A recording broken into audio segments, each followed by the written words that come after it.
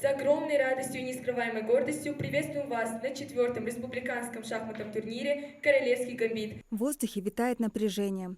Каждый игрок знает, что впереди его ждут часы напряженной борьбы, где каждая ошибка может стоить победы. Республиканский турнир по шахматам открывается выступлением юных артистов. Далее с приветственным словом и напутственной речью выступил заместитель министра образования Ахмед Парагульков. Очень важно одну ценность иметь в виду. Не зависть, не желание как-то причинить боль и победить, главное, чтобы ты победил. Очень важно, чтобы вы с уважением относились друг к другу. По традиции соревнования начинаются после первого символического хода, который и дает старт 4-му турниру по шахматам «Королевский гамбит». Это был символический ход? Да, символический ход, все. Шахматы – игра, требующая концентрации, стратегического мышления и хладнокровия. И сегодня эти качества были проверены на прочность. На мероприятии собрались организаторы турнира, представители спортивной федерации и почетные гости. Участники – школьники разных возрастов. Каждый из них нацелен на победу. Я 2 года занимаюсь шахматами. Сначала мне было неинтересно в них играть. Я думала, ничего не добьюсь. А когда я начала играть в них, мне стало интересно и захотелось продвигаться вперед. Я думаю, что я займу первое место на этом турнире. Я в себе уверен, а все остальное уже зависит от Всевышнего. Я хочу продолжать играть в разных турнирах и дальше занимать высокие места.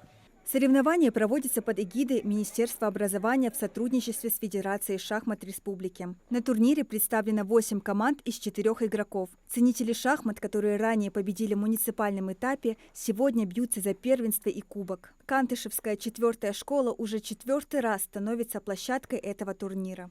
Шахматы активно развиваются в республике, они достаточно широко внедрены и в образовательных организациях. Многие школы проводят занятия в рамках дополнительного образования, в рамках кружковой деятельности.